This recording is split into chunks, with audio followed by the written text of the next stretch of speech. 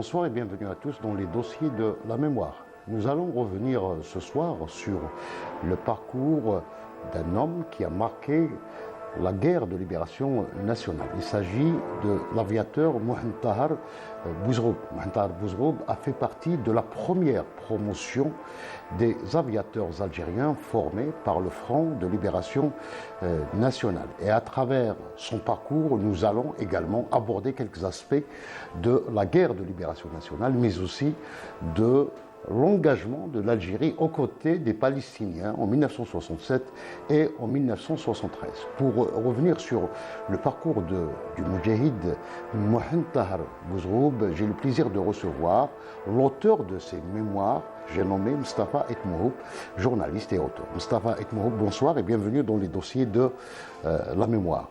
Bonsoir Hassan. Une histoire passionnante que vous avez donc récoltée, que vous avez rédigée.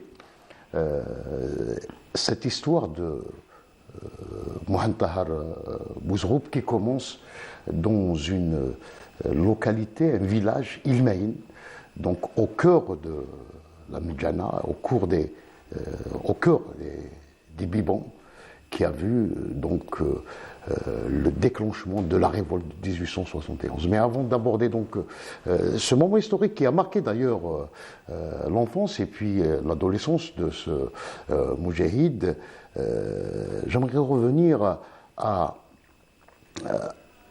au rapport, à la socialisation à l'époque dans ce village d'Ilmaïn situé aujourd'hui entre Bourj Bouaririj, Sétif et Bijaya. Oui. Ilmaïn, en réalité, c'est un fragment d'une grande tribu qui appartenait à une tribu mère, les Hammadites.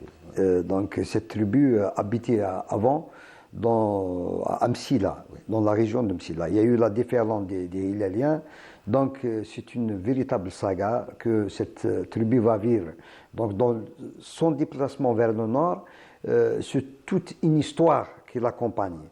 Et que si Mohamed Tahar Bouzroub, j'ai remarqué dans ce récit, il est habité par l'histoire de sa tribu. Oui. Donc il revient sur les origines, et c'est une tribu, en réalité c'est une tribu qui a été toujours dans la résistance. Donc si Mohamed Tahar Bouzroub, en tant comme il a été bercé dans cette culture de résistance. Donc cette tribu d'Ilmaïn, qui est une tribu berbère Koutama, elle vient s'installer dans ce relief accidenté de Borj, qui est les Bibans, et elle s'est installée dans une zone stratégique. Cette zone va lui donner son importance historiquement. D'abord, c'est une zone tampon, c'est un passage obligé vers l'Est. Donc, ce qui a fait un petit peu son destin de résistance par rapport à la pénétration de l'armée française. Donc, il y a eu une grande résistance déjà avant le Mokrani. Et le Mokrani, c'est la résistance qui a marqué cette région et qui a marqué en réalité toute la région de Kabylie et même au-delà. Donc, si cette culture-là de résistance qui est perpétuée par les récits de vieilles dames, sa grand-mère, sa mère, oui. Donc il a été nourri justement de cette culture de résistance, et ce qui a fait un petit peu son engagement précoce au mouvement national. D'ailleurs, sa grand-mère ne lui racontait pas seulement les récits donc, de l'ogre et de l'ogresse, mais surtout l'épopée de Mokrani, notamment, parce qu'il y avait déjà une bataille, donc pas loin du village, en 1860. Du côté d'Etidir, juste à côté d'Etidir, oui. Qui a été donc dirigé par le frère Boumzar, le frère de Mohamed el-Mokrani, n'est-ce pas? Voilà. C'est ça l'importance justement du rôle de la femme. Oui. Il le rend très très bien dans son récit, oui. C'est Mohamed Tahar Bouzroub. Il dit qu'est-ce que la femme berbère, la femme kabyle, quel est son rôle dans l'éducation de l'enfant. L'enfant déjà, il est éduqué dans l'esprit de résistance. C'est d'abord une main d'œuvre. Oui. L'enfant quand il est oui. Garçon. Oui. C'est la joie au sein de la famille parce que c'est une main-d'œuvre de plus. Il va travailler dans les champs, donc c'est plus de récoltes, plus de possibilités pour nourrir la famille. Et deuxièmement, c'est un résistant en perspective, c'est-à-dire éduqué pour résister, pour défendre justement l'honneur de la localité, l'honneur Et c'est de... comme ça d'ailleurs qu'il rend hommage à sa grand-mère parce qu'il était gardienne de cette mémoire à l'époque. Il n'y avait pas le. Donc, Exactement. Donc, et la grand-mère, elle perpétue un récit qui est répété à chaque fois, mais à chaque fois, on rajoute, il y a une part du mythe. malgré Donc, la défaite, mais elle fait tout pour Voilà. évoquer la victoire voilà. Donc c'est glorifier les faits d'armes, donner des récits sur des héros.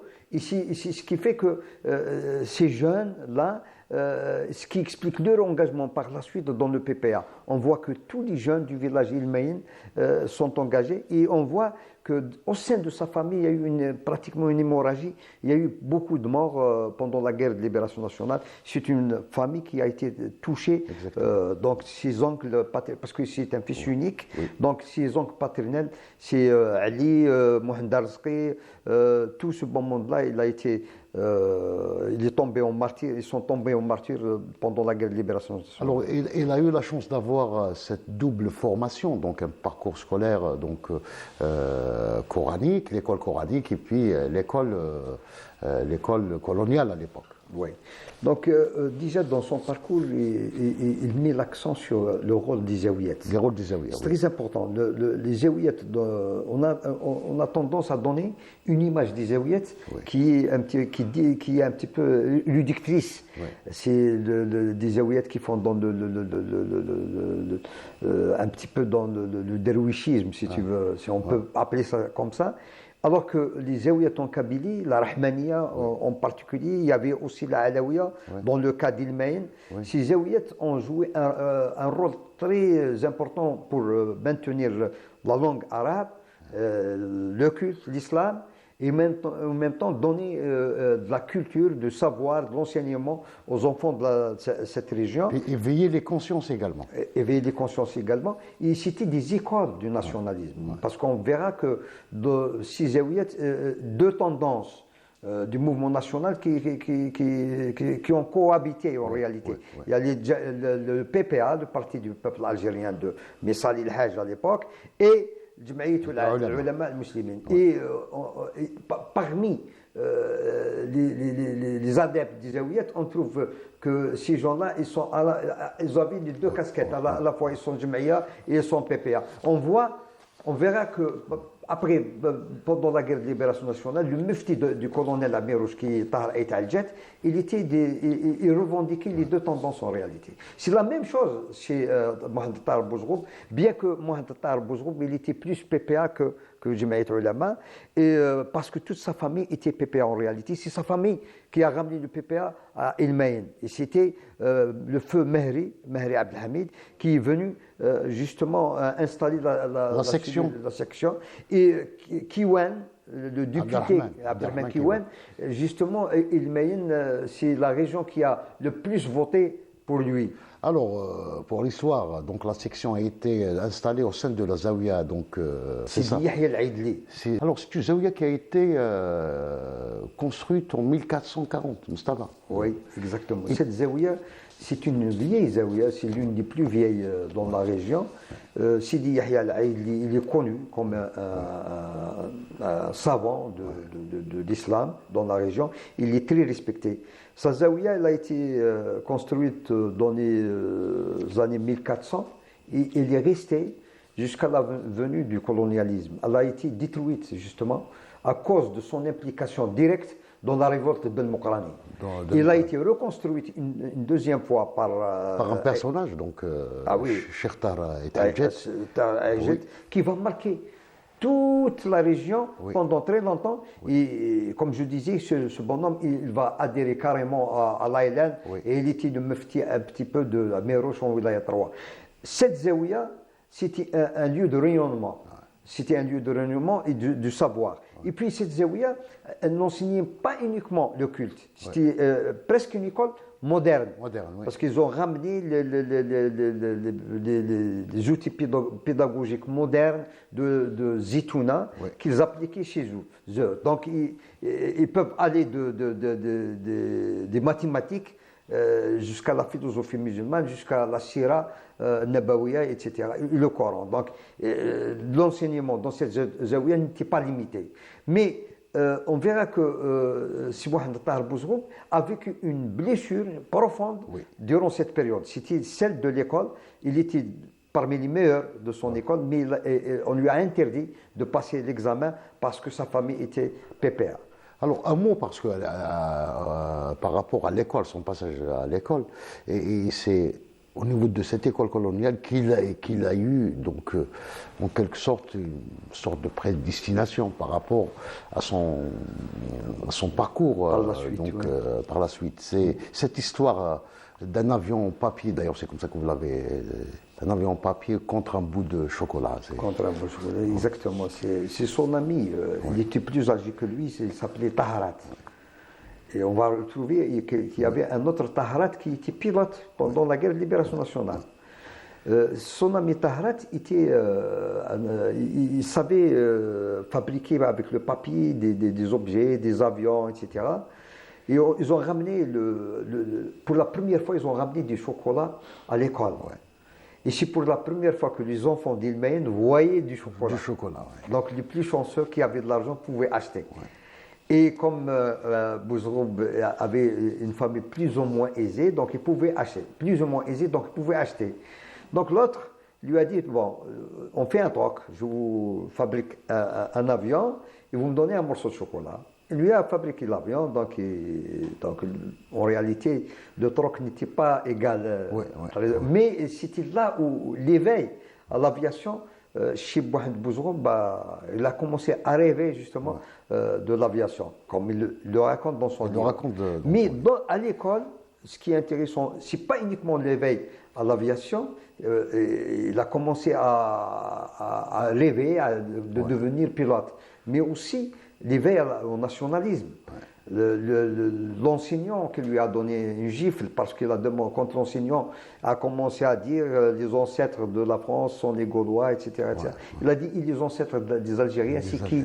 Il lui a donné une gifle. Pourquoi? Parce qu'il savait qu'il était issu d'une famille de nationalistes. Il a pris ça comme une provocation parce que l'enseignant était un ultra. Et ce qui fait que le jour où il devait partir à Medjana pour passer l'examen de fin d'études, on l'a fait descendre du camion et on lui a dit tu ne passes pas la France ne te permet pas de passer l'examen. La France lui barrer la route du savoir. Pour lui, il a mal vécu ça. Il a compris qu'on ne voulait pas de lui à l'école parce qu'il est issu d'une famille de révolutionnaires et de nationalistes. C'est à partir de là qu'il était habité par cette idée nationaliste. Et on le verra après. Même il va lâcher ses études à Zitouna pour regagner le maquis de la Et puis il y a l'épisode, donc les massacres du 8 mai 45 qui ont touché profondément la région. Oui, la région elle est très proche.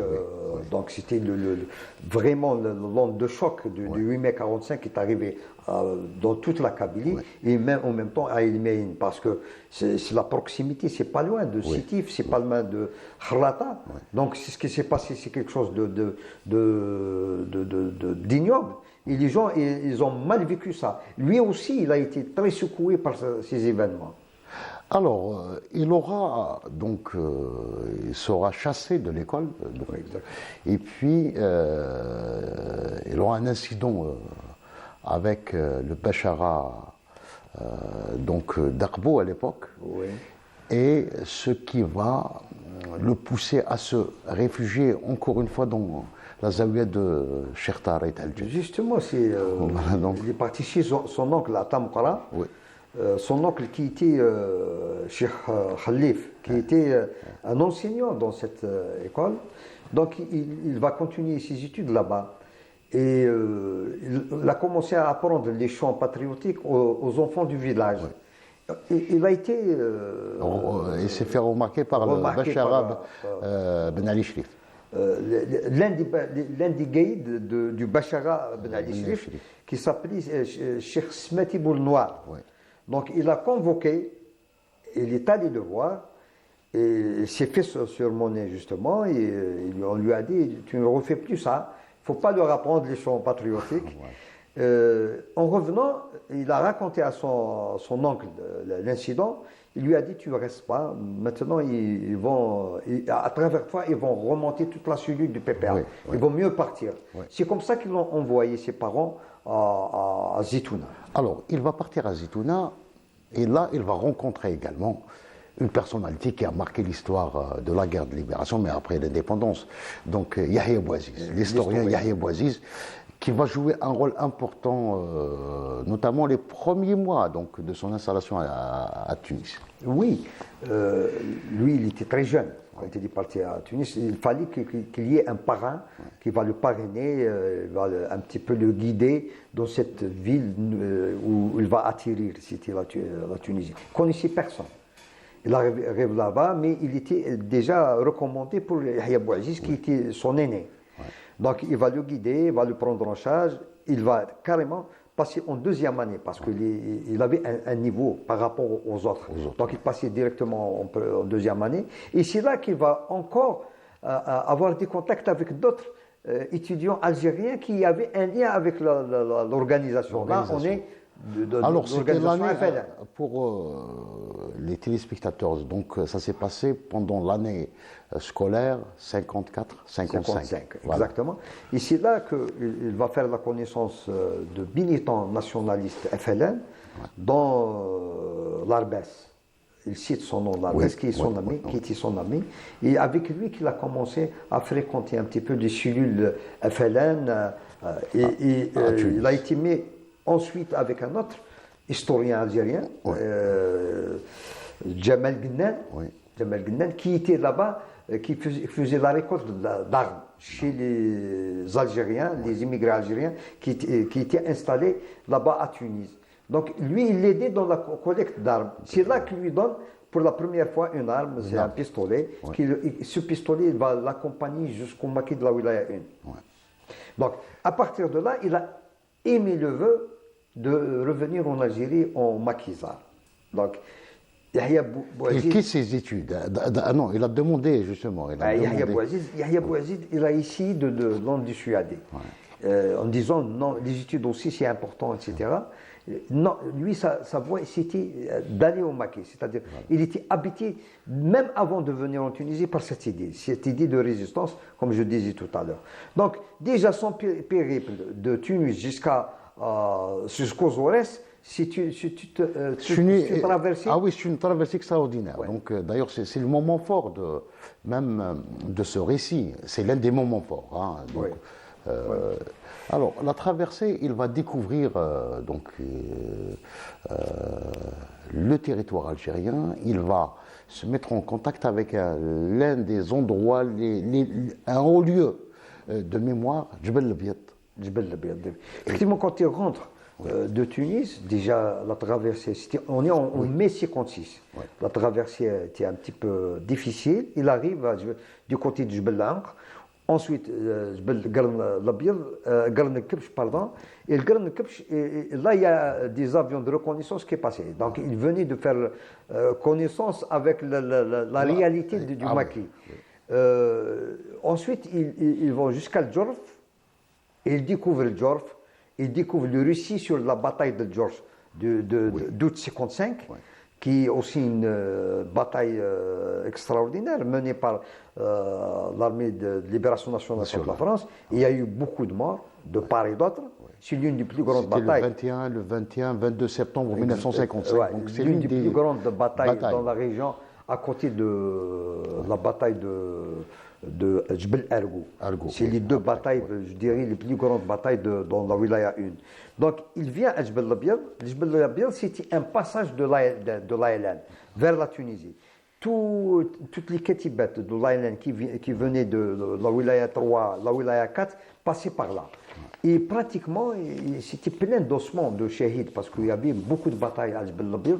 Donc, il raconte, il te dit que quand je suis arrivé à Djebel Labiad, j'ai senti la présence humaine dans cette région, parce qu'il y a eu beaucoup de morts dans cette région. Il a senti. C'est extraordinaire. Il a dit que ce Djebel est chargé d'histoire de l'ALN. Et donc il a été marqué par son passage dans ce Djebel, mais aussi il avait un regard sur l'organisation de l'Aïlan. Son témoignage est très intéressant dans le sens où il racontait un petit peu comment l'Aïlan commençait à s'installer en dehors des Aurès. Parce que l'Aïlan, au départ, c'était les Aurès. Pour arriver en Memcha, c'était graduellement, c'était la région de Zahri Shriyat. Oui. Donc c'est là où il a fait connaissance justement avec l'un des adjoints de Zahri Shriyat, qui est Chouchan. Et c'est là qu'il a fait le premier apprentissage de maniement d'armes avec Zahar Shriyat. chez Zahri Shriyat. Donc après Djbel Biyad, il va découvrir Djbel, justement, Ergou. Donc c'est l'antre de Zahar Shriyat. Exactement, c'est là où il a commencé à voir les jeunes affluer vers le maquis. Il a compris que le maquis dans cette région commençait à se faire. On sait consiste, oui. C'est consiste. Donc, et là, il a rencontré Hadi Chouchen, il a commencé à manier les armes, mais il a rencontré aussi les secrétaires de la région. Il a compris là-bas déjà que sa vocation, c'est être secrétaire, parce qu'il était parmi les rares lettrés qui sont venus au maquis. Alors, en lisant le passage, on sait que son passage à Ergou, c'était très, très, très instructif, sur tous les plans.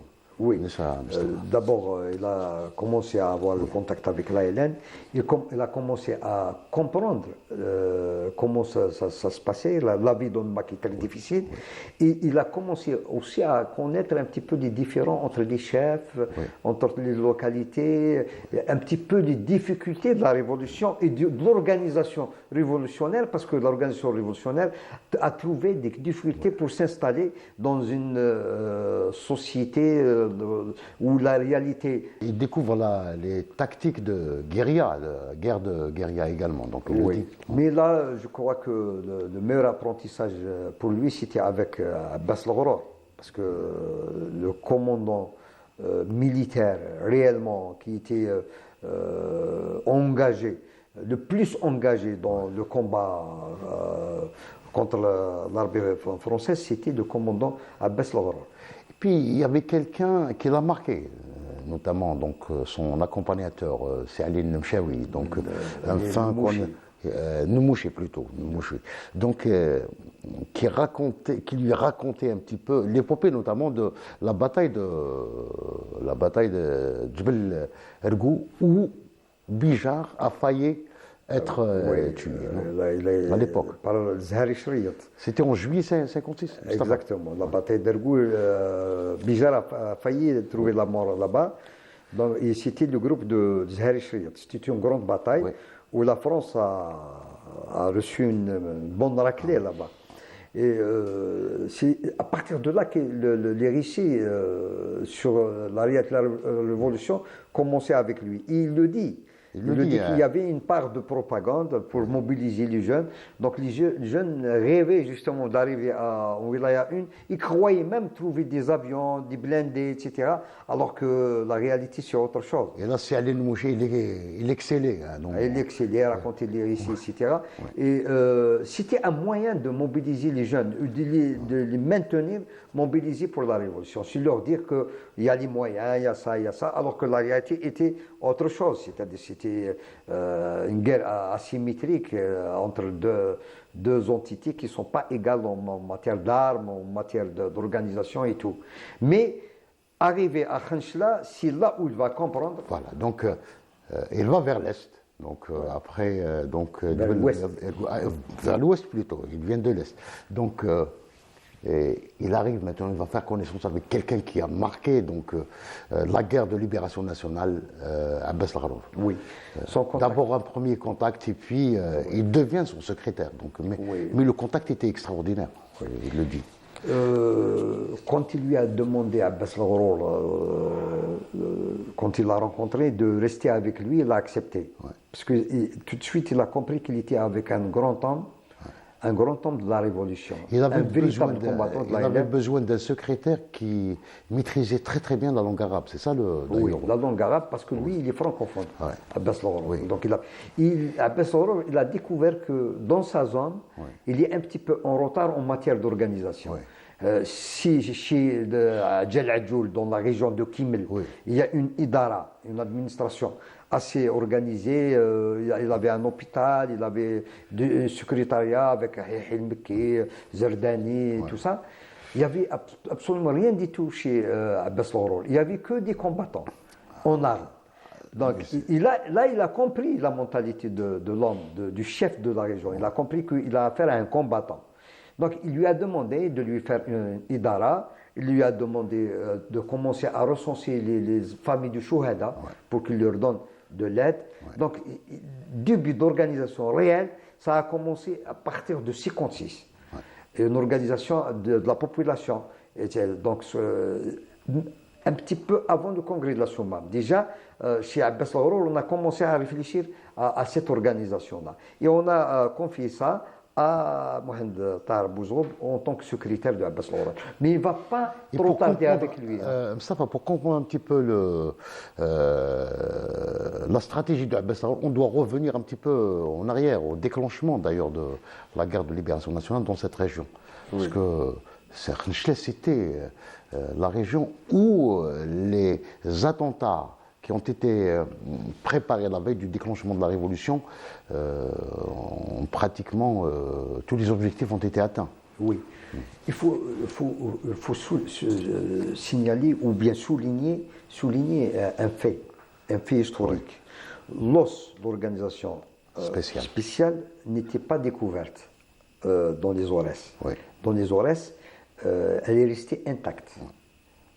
Comparativement aux autres régions où elle a été démantelée. Dans les Aurès, c'est Ben Boulaïd, c'était le chef. Donc tous les gens, tous les militants de l'OS étaient prêts à passer à l'acte. Le 1er novembre, c'est pour ça qu'on trouve un nombre important. Il y avait même parmi eux des gens de la Wilaya 2. Zérout Youssef a séjourné là-bas. Bakhdar Ben Toubal a séjourné là-bas. Et c'est pour démontrer que l'OS était très implanté dans la région. Et le gros des attentats du 1er novembre, c'était dans la région des Aurès. Et Khenchela, la ville de Abbas Lorour, c'était la seule ville en Algérie où il y a eu des attentats. Il y a eu 5 attentats dans la ville de La nuit, c'est-à-dire la nuit du 1er novembre. Il y a eu 5 attentats à Khenchela. C'est pour vous dire que l'OS était... L'organisation était présente dans cette région. Il y a aussi un avantage que les armes de l'organisation étaient cachées aussi là-bas, dans les Aurès. C'est ce qui explique un petit peu les actions dans cette région au 1er novembre. Donc, une année et demie à peu près, Mohamed Tahar Bouzroub arrive. Il trouve que après le déclenchement de la révolution de cette région, Ben Boulaïd. Donc l'organisation a accusé un retard dans la structuration de la zone. On appelait zone. C'était pas encore la wilaya. C'était pas encore wilaya. Et c'est ce qui explique un petit peu l'avance de Djel Adjoul à Kimel, parce que Djel Adjoul, il était déjà vendeur d'armes avant 54. Donc il avait tous les moyens par rapport à Abbas Lorour. Donc il avait une meilleure organisation que Abbas Lorour. Mais en termes de baroud, comme on dit, c'est Abbas Lorour. D'ailleurs, il lui rend hommage. Il a été marqué par le charisme, l'engagement de Abbas Lorour. Parce qu'il trouve qu'il avait en face de lui un combattant entier. Il n'avait pas de calcul. Son seul calcul, comment trouver le moyen d'accrocher les unités de l'armée française, pas plus. Il vivait pour ça. Donc, c'est lui qui cherchait l'accrochage. Donc, il allait vers la France. L'affrontement. Donc, c'est ce qui explique un petit peu son attachement à cet homme. Et il n'a pas trop tardé avec lui parce qu'il y a eu la crise de la Wilaya 1, la crise très connue. Et le bonhomme, il va partir en Tunisie, il va mourir en Tunisie dans des conditions dramatiques. Donc il va, par la suite, justement, vous avez évoqué les problèmes de cette wilaya, des problèmes qui vont amener les responsables de la révolution à dépêcher donc le colonel Améroche, entre autres, hein, donc, dans la région. Il fera donc connaissance avec le colonel Améroche dans les Aurès. Et puis, l'intérêt, dans le passage des Aurès, l'intérêt du témoignage de Mohamed Bouzroum, c'est qu'il nous vient d'un secrétaire zonal. Oui. C'est là que le CCE a dépêché une commission pour régler le problème. Donc cette commission, normalement devait être conduite par Zerhout Youssef. Zerhout Youssef est mort en cours de route. En septembre. En revenant du congrès de la Soumane, il est parti revoir sa famille. En cours de route, il est mort. Ouamran, avec Ali Mellah, qui était désigné Ali Mellah comme chef de la Wilaya 6, on arrive en Wilaya 4. Et ils sont restés là-bas parce qu'ils ont trouvé aussi des problèmes à régler. Oui. Donc ils ne sont pas arrivés dans les Aurès. Mezhoudi qui devait venir également. Mezhoudi qui était envoyé pour régler le problème d'Inmamcha. Oui. Il est parti en Tunisie, oui. Donc il voulait régler le problème à partir de Tunisie. Le seul qui est parti, donc, et là il faut le souligner, c'était le commandant Améroche, avant qu'il ne soit colonel. Le commandant Améroche arrive. Quand il donne des témoignages, quand dans la visite de Améroche qui a duré 50 jours, ouais. Dans Wilaya 1, il y a une grande part de mythes. Améroche il est parti avec son secrétaire et un seul garde-corps. Donc sa délégation est composée de 3 bonhommes. Lui, et 2 personnes. Mehdi, qui était son garde-corps, et Hussein Ben Ma'allib, qui était son secrétaire. Ouais. Il arrive à Jbel Boutalib, il était reçu par un comité de wilaya. Parmi ce comité, il y avait Haj Al-Khdar, il y avait Tahar Louichi, il y avait Omar Boudaoud, Omar Ben Boulaïd, je ne sais pas, je confonds toujours avec Boudaoud.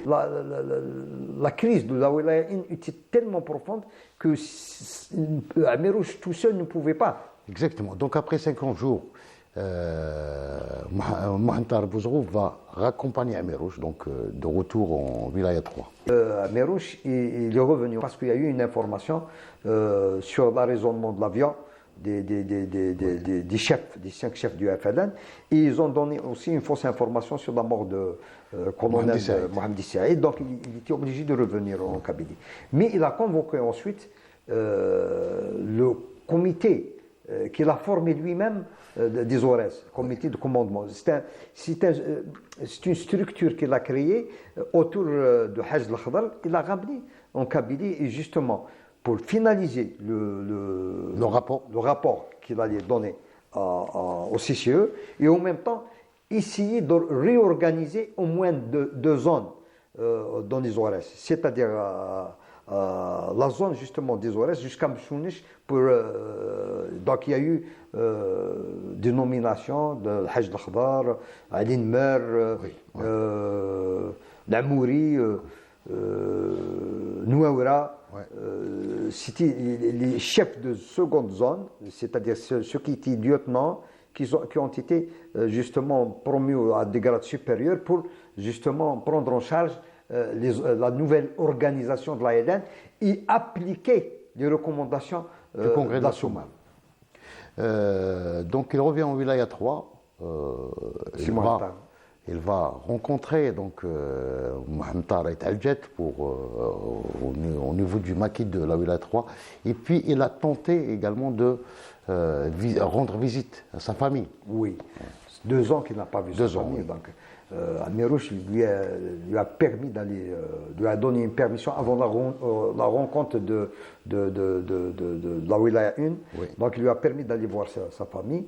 Et il arrive, il trouve l'hémorragie, comme je te disais tout à l'heure, que sa famille, il y a eu beaucoup de morts. Ouais. Dans son oncle Ali, il était très attaché à Ali, c'était un artificier de l'ALN. Ouais.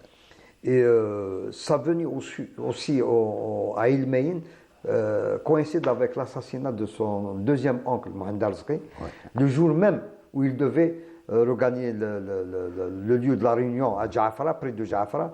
Son deuxième oncle a été assassiné par l'armée française. Donc, donc même sa venue à la maison coïncide avec un autre drame familial.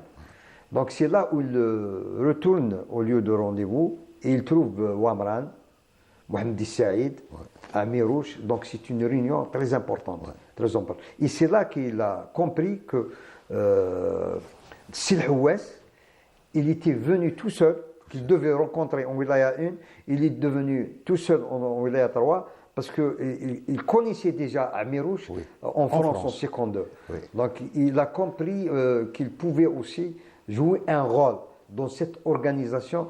C'est là où il a été proposé pour la Wilaya 6 et cette proposition a été acceptée par la CCE. Donc on n'a pas beaucoup de temps, Mustapha. Donc après cet épisode, il va retourner à Tunis. Oui. Et là, ça sera le début d'une nouvelle étape dans sa carrière de combattant. Lui, il a été nommé comme adjoint-chef de la région de Chounch, adjoint de Ben Machiche. Oui. Mais le hasard a fait qu'il va partir, il va connaître une autre destination. Oui. Parce qu'à Tunis, il y avait Amirouche là-bas, et il y avait Hussein Ben Ma'alem, qui était secrétaire de Amirouche. Oui. Alors, Ben Machiche, Ali Ben Machiche, il est parti saluer Amirouche. Il trouve que, par coïncidence, que Hussein Ben Ma'alem allait partir en Orient. Il dit à Amirouche qu'on a le secrétaire aussi, notre secrétaire, qui est lettré, on peut l'envoyer pour des études. Il lui a dit, il n'y a pas d'inconvénient, on peut l'envoyer. C'est comme ça qu'il est parti. Avec Hussein Ben Ma'alem, il arrive en Égypte, il fait la connaissance du premier directeur responsable de la direction de formation, qui est le commandant Nouar Rabhi, qui a été désigné par Ouamran pour cette mission, qui est un commandant de l'ALN de la région de Sougaras. Oui. Il avait comme secrétaire Ma'arfia, qui est toujours vivant, qui est aussi un brillant officier de l'ALN, lettré, bien formé. Et c'est cette cellule-là qui va commencer à former les jeunes Algériens. Formation militaire ou d'autres pour les universités civiles. Et il a été envoyé, le premier groupe, parce que les Égyptiens ne voulaient pas, à l'époque, donner une formation d'aviation à l'ALN. Donc ils ont trouvé ça en Syrie, à Alep. C'était l'école de formation des aviateurs à Alep. C'est comme ça qu'il a atterri à Alep avec son groupe. Il y a Lounes Boudaoud, le frère Aoumar Boudaoud, il y a Yahya Rahal, entre autres. Et ils étaient 6. La première promotion. Ils étaient 6. On est déjà en 57. Oui. Ils arrivent, le chef de bureau FLN à Damas, c'était Mehri, et il lui dit pourquoi tu ne vas pas faire l'université, c'est mieux que l'aviation. Il insiste, et encore le hasard a fait qu'il n'allait pas faire l'aviation. Parce qu'il voulait faire l'aviation, et Mehri lui a dit non, toi tu vas faire l'université. Il avait déjà connaissance, Mehri. Voilà, donc, il lui a dit non. Et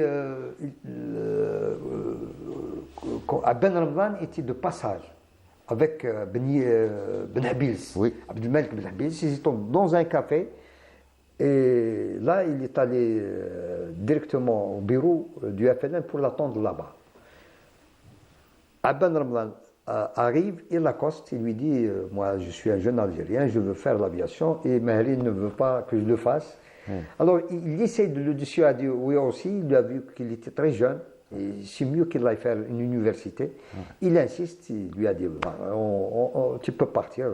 C'est comme ça qu'il a organisé, il est parti à Alep, et il est parti en retard. Donc il a pris le train en marche de la formation. Donc c'était sa première année, donc il y a eu une formation première année. C'est comme ça qu'il a fait connaissance avec des familles algériennes installées, qui sont parties avec l'émir Abdelkader, dont des familles qui sont parties de Kabylie, qui sont des amis de la famille de Lounes Boudaoud. C'est comme ça qu'il découvre un petit peu que la résistance algérienne avait aussi ses racines là-bas en Syrie. Et puis après la Syrie, c'est la Chine, Wuhan. Après la Syrie, ils sont revenus en Égypte parce qu'il y a eu l'unité entre l'Égypte et la Syrie. C'était la République arabe unie. Donc, ils ont fermé l'école pour partir en URSS. Ils ont trouvé des difficultés, pour ne pas dire que l'Égypte ne voulait pas les envoyer là-bas. Donc c'est comme ça que Karim Belkacem, de passage en Égypte, accosté aussi par Noir, le commandant Noir, il a trouvé un moyen de les envoyer en Chine. C'était la première promotion encore qui est partie en Chine. Et c'était une promotion, ils ont eu en réalité 3 formations. Il y a eu un groupe qui est parti à Wuhan pour les pilotes de chasse, dont faisait partie Mokhtar Bouzroub. Il y a un autre qui est parti avec eux. C'est un déserteur de l'armée française. C'est un pilote accompli. C'était Saïd Ait Messoudan. Mohamed Saïd Ait Messoudan est parti avec eux. Il avait son brevet de pilote déjà. Donc il est allé se spécialiser dans les MiG. C'était les MiG 15 et les MiG 17 à l'époque. Le deuxième groupe est parti à Harbin. C'était les bombardiers. Il y avait parmi eux Lounes Boudaoud. Et il y avait les navigateurs aussi, les techniciens. Donc c'était ça un petit peu la formation. Ils sont restés, je crois, une année là-bas à Wuhan. À Wuhan. Ils sont revenus encore une fois en Irak. Ils sont revenus en Irak à Mouaskar al-Rachid. Et à Mouaskar al-Rachid, parmi tous les Algériens pilotes, il était le seul qui a été recruté par l'aviation irakienne. Il avait un salaire. Il avait un salaire. Et là-bas, à Mouaskar al-Rachid, il a trouvé la deuxième promotion qui venait d'Égypte. C'était la promotion de Hussein Ben Snoussi, Béchir Chadi, entre autres. Et de là-bas encore, Ouamran leur trouve une autre formation, c'était la Kirghizie. Ils sont restés là-bas en Kirghizie jusqu'à l'indépendance. L'indépendance arrive, ils arrivent en Égypte. Ils ne sont pas tout de suite venus à Alger parce qu'il y avait l'OAS, des troubles à Alger. Et donc, Noir, leur directeur, leur responsable de formation, les a dissuadés de venir. C'est bien après qu'ils sont venus sur Alger, pris en charge par le premier noyau de l'aviation algérienne, de l'AMP. C'était Mohamed Saïd Ait Messoudan. Et ils ont été logés à Alger. Et ils ont eu un bureau.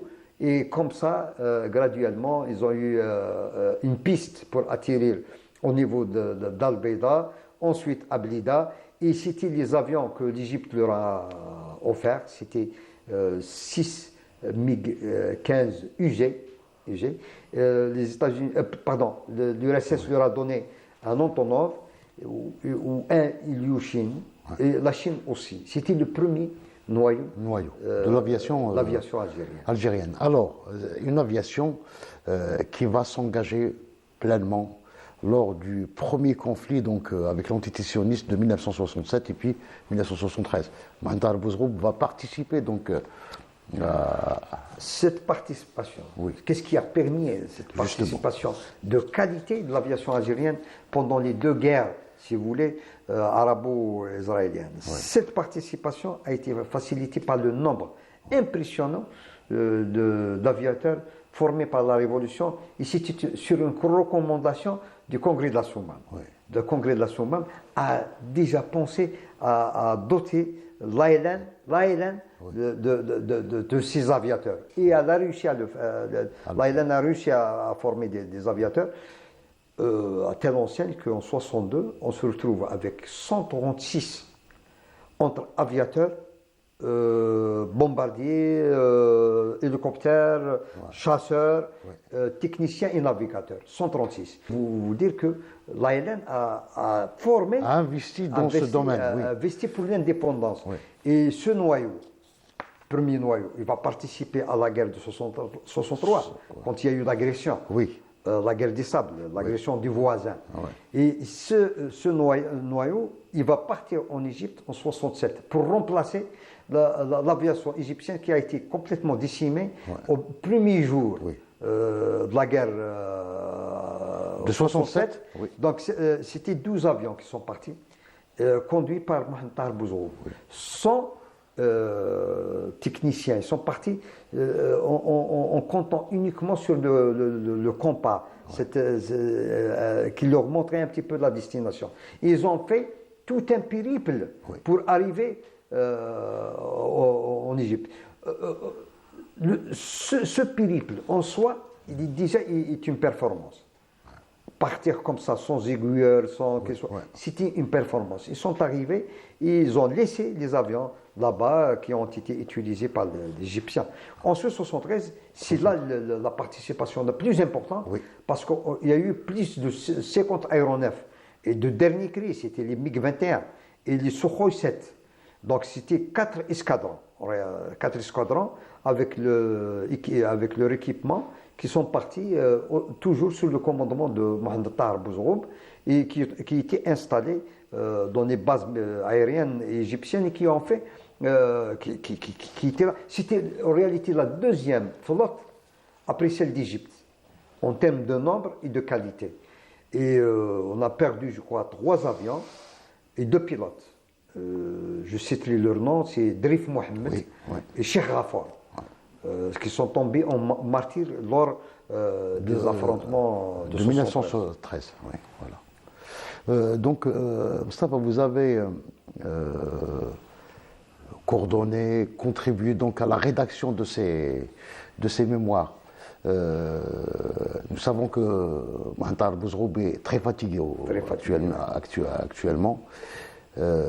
Mais quand on lit ces mémoires, ce parcours, donc qui va des années 40 jusqu'à aujourd'hui pratiquement, il n'y a pas de l'amertume dans le discours de Mohamed Tahar Bouzroub.